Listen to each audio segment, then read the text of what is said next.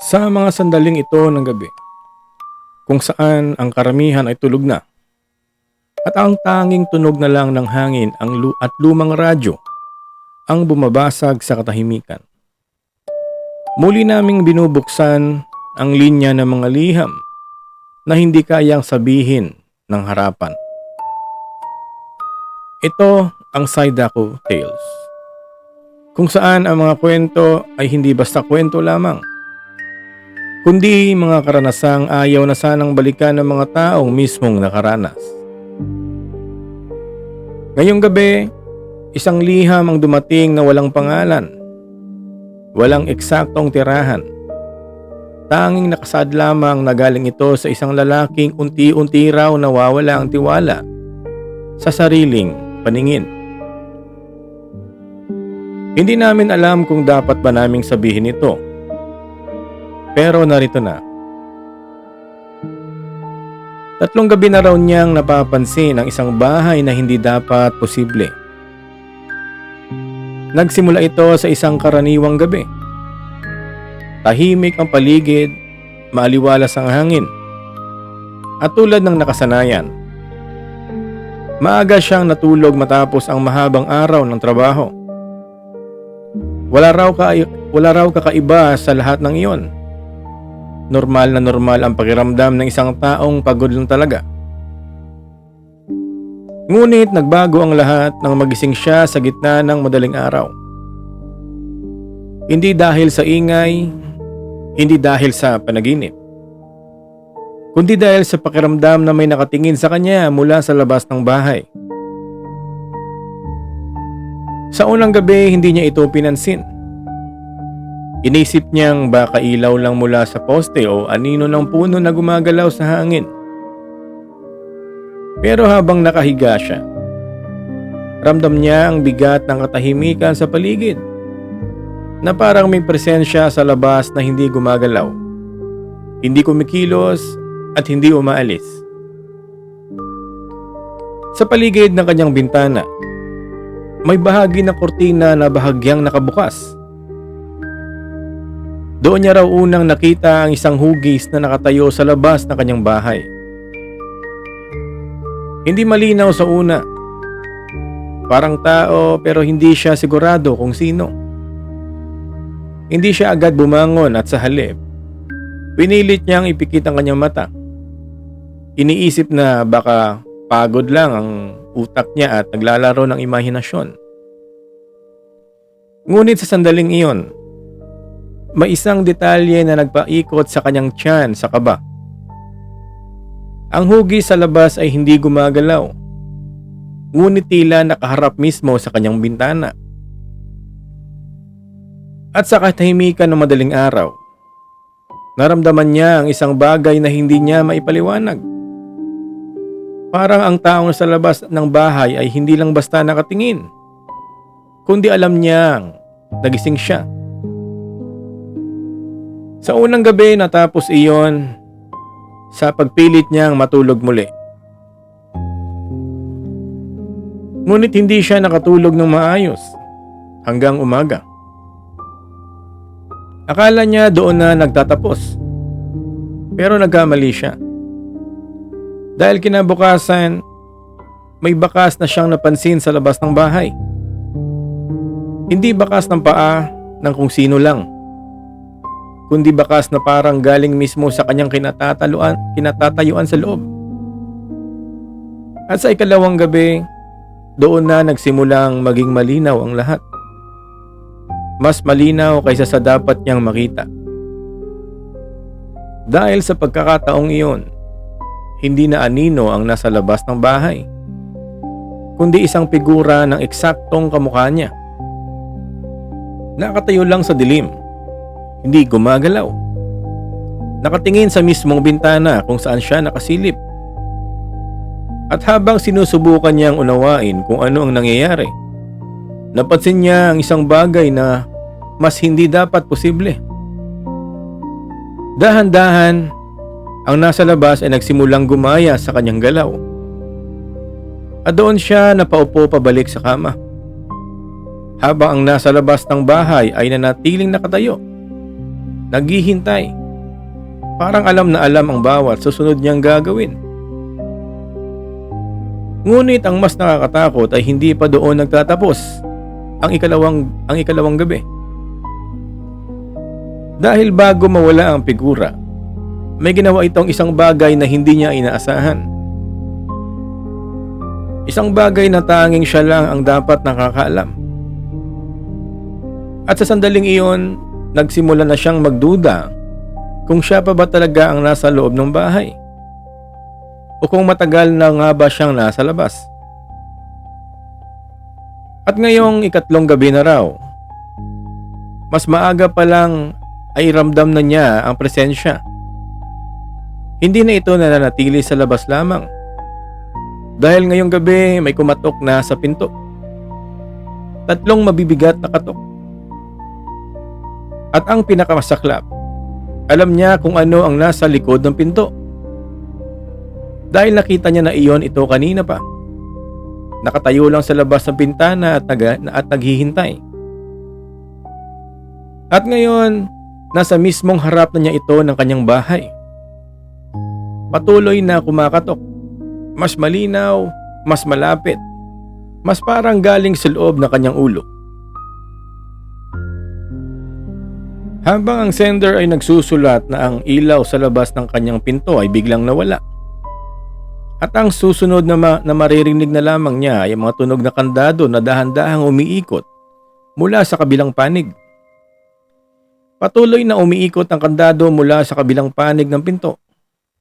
Mabagal, sinadya, parang may kamay na kabisadong-kabisado ang bawat galaw ng mekanismo na matagal na niyang ginagamit sa sarili niyang bahay. Habang nakaupo siya sa loob, ramdam niya ang pagbigat ng hangin sa bawat segundo na lumilipas.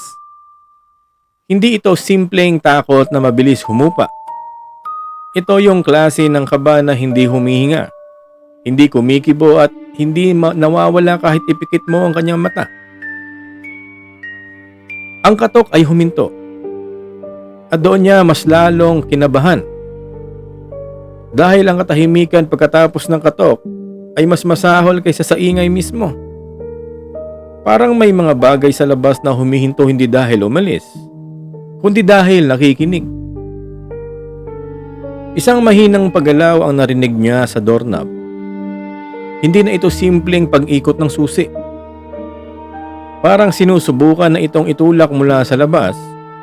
Dahan-dahan, maingat, na parang tinitimpla kung kailan bibigay ang pinto. Napahawak siya sa dibdib niya. Hindi dahil sa sakit kundi dahil sa pakiramdam niya, hindi na niya kontrolado ang sariling tibok ng puso. Bawat palo nito ay parang may ibang ritmo na hindi niya kilala. Sa gilid ng bahay, may maliit na salamin malapit sa pintuan. Dito niya hindi sinadyang nasilayan ang refleksyon ng ilaw sa labas. At doon niya nakita ang anino. Hindi na ito nakatayo lang. Nakalapit na ito sa mismong pinto. At sa pagkakataong iyon, hindi na ito simpleng hugis ng tao. Dahil ang postura nito, ang ayos ng balikat, ang pagkahilig ng ulo, lahat ay eksaktong-eksakto sa kanya kapag siya mismo ay nakatayo sa harap ng salamin. Parang siya rin. Parang siya talaga. Pero ang hindi niya matanggap, ang hindi dapat mangyari ay unti-unting paggalaw ng kamay nito pataas sa doorknob. Nakasabay ng sarili niyang kamay na hindi niya namamalayang gumagalaw din sa loob. Napatras siya pero hindi tugma ang kanyang katawan sa nakikita niya sa labas. May delay, may pagitan. Para ang nasa labas ay totoong siya at siya sa loob ay sumusunod lang. Isang biglaang kaluskos ang narinig sa loob ng bahay. Sa likod niya. Hindi mula sa pinto kundi mula sa pasilyo. Dahan-dahan siyang lumingon at doon niya napansin ang isang bagay na dapat ay imposible sa isang bahay na siya lang ang nakatira. Ang ilaw sa kusina ay naka-on na at may tunog na paglalakad na papalapit sa kanya mula sa loob. Mabagal, maingat at parang kabisado ang sahig. Parang araw-araw itong dumadaan doon. Bumalik ang tingin niya sa pinto at ang doorknob ay tumigil sa paggalaw at nagkaroon ng sandaling katahimikan. At pagkatapos noon, may mahina ngunit malinaw na kalabog mula sa loob ng bahay ang narinig niya. Hindi sa pinto kundi sa mismong likod niya, mula sa direksyon ng sala. Parang may bumagsak na bagay na matagal nang nakatago roon. At sa pagharap niyang muli sa harap, nakita niya sa ilalim ng pinto ang liwanag na dati ay wala. Liwanag mula sa labas. Pero ang hindi niya maintindihan ay bakit may dalawang anino na ngayon sa labas ng kanyang pintuan. Isang nakatayo at isang nakaupo. Parehong eksaktong hugis niya. At habang pilit niyang iniintindi ang posible, ang imposible, unti-unting bumukas ang ilaw sa loob ng bahay.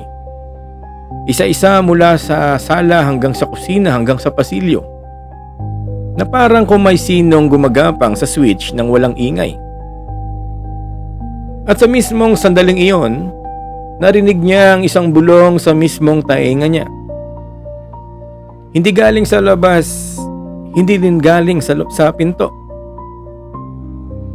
Kundi mula sa likod niya, napakalapit na parang dumampi ang hininga sa balat niya habang sinasabi nito ang isang bagay na hindi niya dapat marinig. At bago niya pa man maunawaan ang ibig sabihin noon, naramdaman niyang may kamay na dahan-dahang humahawak sa doorknob mula sa loob ng bahay. Hanggang ang nasa labas ay sabay na rin umiikot nito mula sa kabilang panig. Hindi niya na alam kung alin ang dapat niyang tingnan, ang doorknob sa harap o ang kamay na nararamdaman niyang nasa likod niya pa lang. Pareho silang umiikot, magkasabay. Magkapatong ang tunog sa loob ng ulo niya na parang dalawang tibok ng puso na hindi dapat magkasabay, pero parehong totoo. Napapakit siya ng mariin, hindi dahil sa pagod kundi dahil pakiramdam niya kapag inimulat niya ang mga mata niya ay may bahagi ng realidad na tuluyang magbabago. Pero nang imulat niya ang mga mata nito, wala siyang nakitang tao sa likod niya. Walang anino, walang gumagalaw, tahimik ang pasilyo. Ang ilaw lang sa kusina ay naka-on pa rin pero wala namang tao roon. Isang segundo ng ginhawa. Isang segundo lang. Dahil sa mismong sandaling iyon narinig niya ang doorknob ay tuluyang bumigay. Hindi persahan kundi parang may susi na matagal ng bagay sa kandado. Ang sa wakas ay naipasok ng tama. Isang maliit na click. At kasunod noon unti-unting bumukas ang pinto. Mabagal, parang hindi ito pinilit pumapasok. Kundi parang matagal nang may karapatang pumasok dito. Ang unang nakita niya ay ang liwanag mula sa labas. Sumunod ang anino at sa wakas, ang buong figura. Nakatayo ito sa harap niya sa pagbukas ng pinto. Kamukha niya at eksaktong kamukha niya talaga. Parehong mukha, parehong postura, parehong damit na suot niya ngayon. Kahit hindi niya maalala kung kailan niya ito isinuot. Ngunit may isang bagay na mali. Ang nasa labas ay mas totoo. Mas buo, mas malinaw ang anyo. Parang hindi siya ang kopya. Parang siya ang orihinal. Pumasok ito nang hindi nagmamadali, hindi nagsasalita, hindi kumurap. Dahan-dahan itong lumakad papasok sa loob ng bahay habang siya ay hindi makagalaw. Parang may kamay na hindi nakikita ang bumabalot sa kanyang mga tuhod at balikat. Tumigil ang isa sa gitna ng sala. At sa wakas nagsalita ito. Hindi sa bibig kundi parang diretso sa loob ng utak niya. Hindi ito tanong, hindi rin ito banta, kundi isang simpleng pahayag na mas nakakatakot kaysa sa anumang sigaw. Ikaw ang nasa loob. Napatras siya, pero ang paa niya ay sumayad sa sahig para hindi niya sigurado kung kanya pa ba talaga.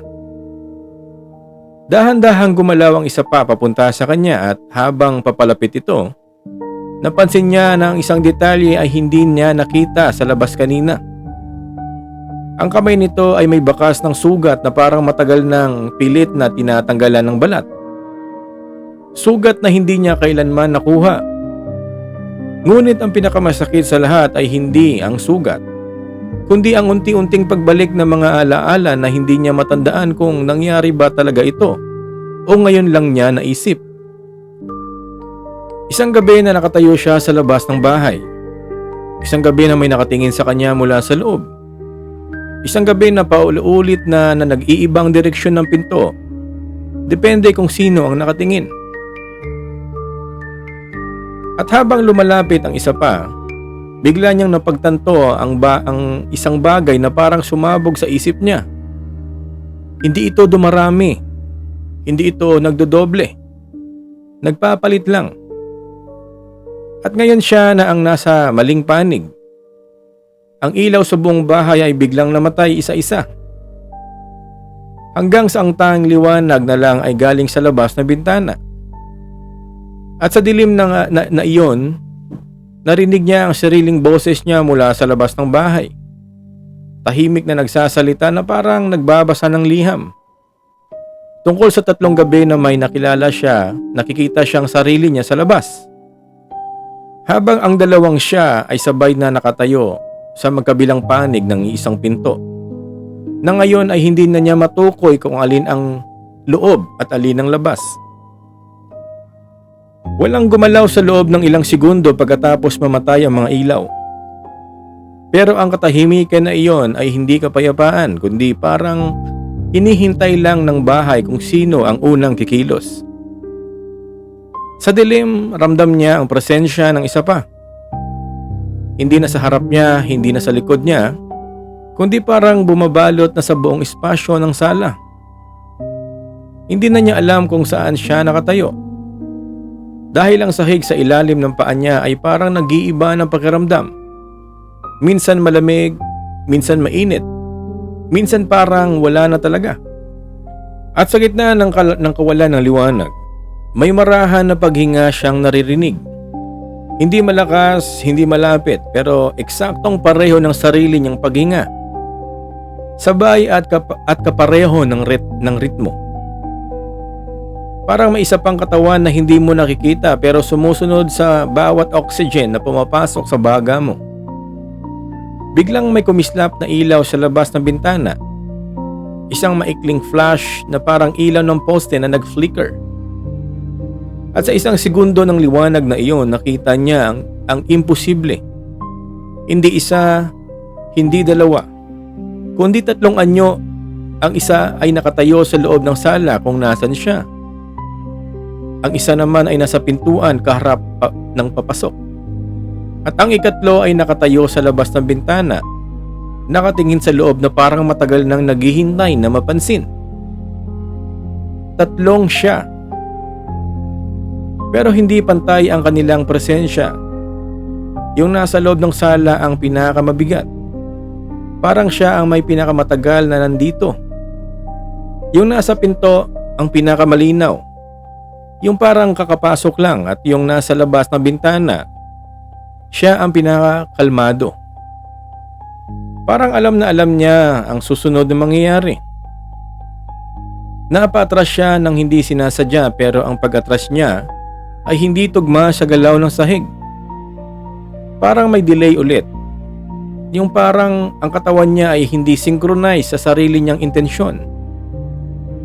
At sa sandaling iyon, nagsalita ang nasa pinto. Hindi malakas, hindi emosyonal, pero malinaw na malinaw. Hindi ka dapat nandyan. Napalingon siya sa sarili niyang kamay at doon niya napansin ang isang bagay na hindi niya agad nakita kanina. Ang mga linya sa palad niya ay hindi na pareho. Parang may dagdag at parang may nag-edit.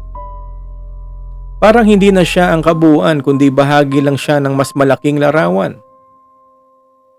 Sa likod niya ang nasa sala ay gumalaw. Isang hakbang, isang tunog ng sapatos sa sahig na hindi siya sigurado kung siya rin ang gumawa. At kasabay noon, naramdaman niya ang bigat ng memorya na pilit bumabalik. Hindi 3 gabi kundi paulit-ulit na parehong gabi.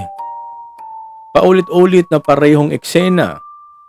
Sa pinto, bintana, ilaw at katahimikan.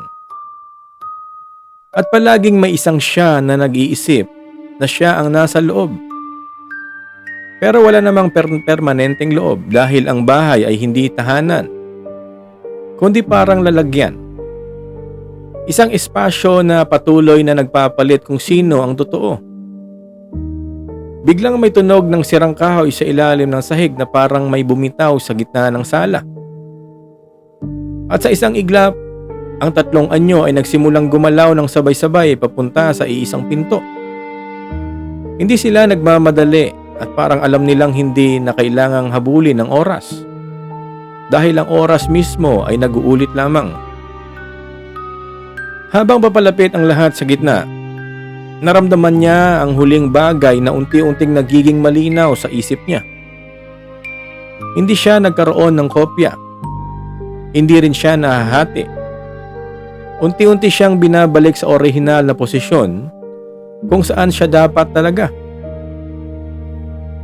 At sa huling segundo bago tuluyang magdilim ang lahat, narinig niya ang boses mula sa bawat direksyon, sa loob, sa labas at sa likod ng isip niya, na sabay-sabay nagsasabi ng parehong linya.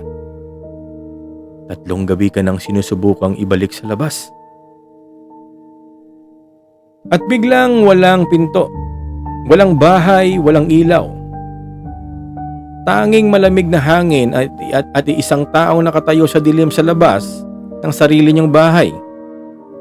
Habang ang isa pang siya ay nakatingin mula sa loob.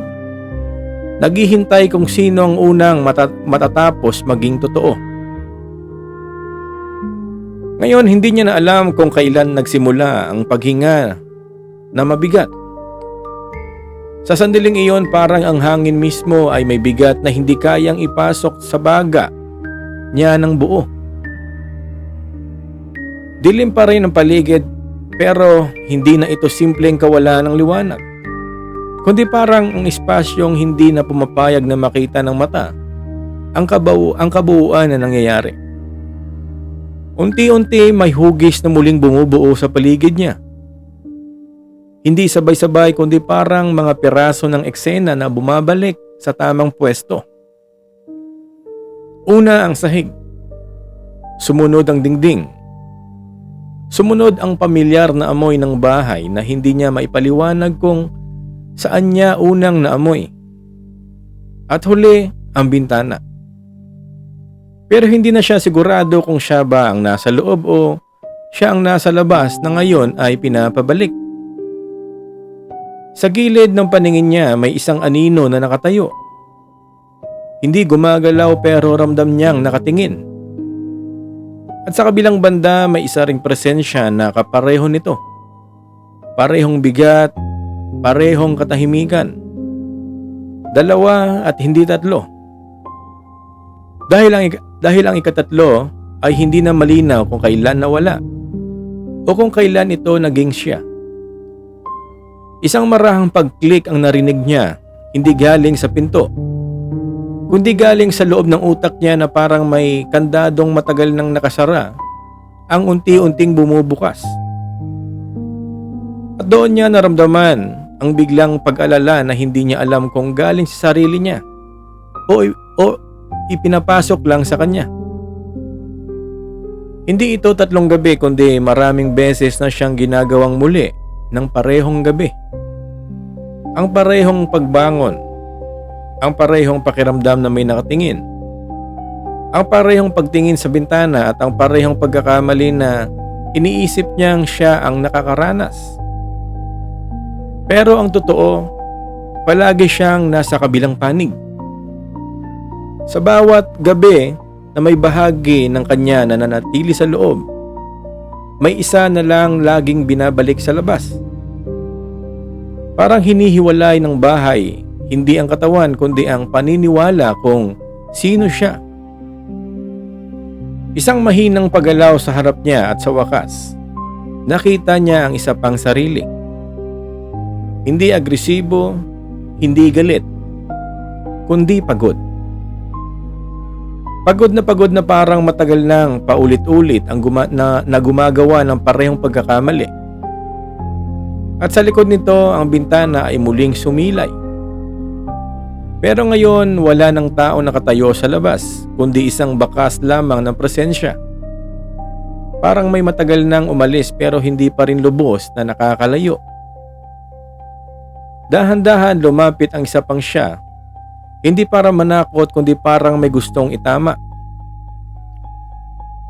At sa sandaling halos magdikit ng kanilang mga mata, isang huling memorya ang tuluyang bumukas sa kanyang.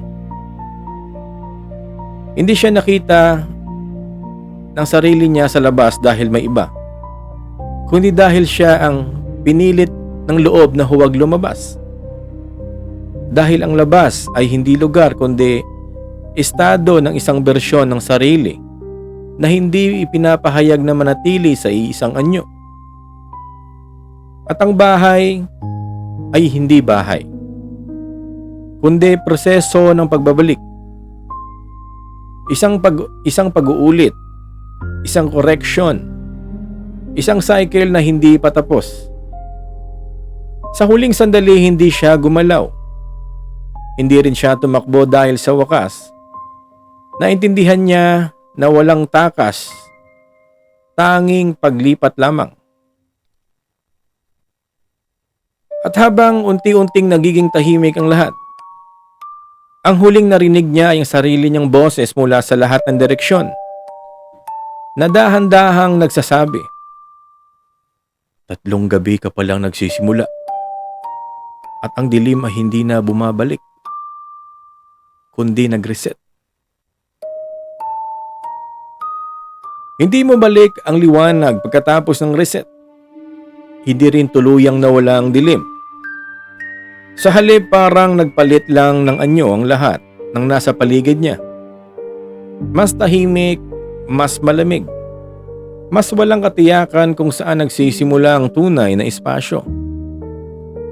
Ang pakiramdam niya ay hindi na siya gumagalaw pero may pagbabago sa bigat ng katawan niya na parang unti-unting inaalis ang pagkakaakalay ng realidad. At sa sandaling iyon, naramdaman niya ang pinakamapanganib na bagay na maaaring maranasan ng isip ng tao. Ang pagbalik sa simula ng hindi alam kung bumalik ka na pala. Unti-unti muling nabuo ang eksena. Isang bahay, isang bintana, isang pinto. Isang katahimikan sa madaling araw na parang matagal nang paulit-ulit na nangyayari. Pero ngayon, may mali na siyang napapansin na hindi niya napansin noon. Ang bawat detalye ay hindi na bago. Parang hindi na ito pangyayari kundi konstruksyon. Isang eksenang inuulit na hindi na para magpatuloy kundi para itama. At sa gitna ng lahat ng iyon, dahan-dahan niyang naunawaan ang tunay na kalikasan ng nangyayari sa kanya. Hindi siya hinahabol, hindi rin siya tinatakasan. Siya ay inaayos. Parang isang pagkakamali sa pagitan ng loob at labas na paulit-ulit na sinusubukang ihiwalay hanggang sa manatili lamang ang tamang bersyon. Ang problema lang, hindi malinaw kung alin ang tama. Isang malamig na hangin ang dumaan sa loob ng espasyo na parang dumadaan sa buto niya. At sa unang pagkakataon sa mahabang paulit-ulit na siklo, hindi na siya nakaramdam ng takot. kundi pagod na katanggap-tanggap. Parang sa wakas tinanggap niya na ng isip ang hindi kayang labanan. Unti-unting naglaho ang malinaw na imahe ng bahay. Hindi ito bigla ang pagkawala kundi parang larawan na pinupunas mula sa salamin. Layer by layer hanggang wala nang natitira kundi puti at katahimikan. At sa gitna ng pagguho ng eksena, may isang huling pag-unawa na dumampi sa kanya. Ang 3 gabi ay hindi oras, kundi bilang pagkabigo. 3 pagtatangkang ilagay siya sa tamang panig. 3 pagkakataong hindi nagtagumpay. At ngayong pagkakataon, hindi na malinaw kung pang-4 ba ito o kung ito ay ang huli. Isang bigla ang katahimikan ang bumalot sa lahat. Wala ng bahay, wala ng bintana, wala ng pinto. Tanging pakiramdam na may nakatayo parang isa siya sa kung saan naghihintay kung alin sa kanila ang mananatili. At sa pinakahuling bahagi, ang isip niya ay hindi na nakikipaglaban, kundi bumitaw. Dahil sa wakas naintindihan na niya, hindi siya nawawala. Pinapalitan lang siya ng tamang bersyon ng sarili niya sa tamang panig ng realidad. At habang unti-unting humuhupa ang lahat, ang huling bagay na naiwan ay hindi imahe o tunog, kundi ang pakiramdam na may ibang tao na ngayon ay gumagamit ng kanyang alaala na parang kanila at ito noon pa man. Biglang bumalik ang tunog ng radyo.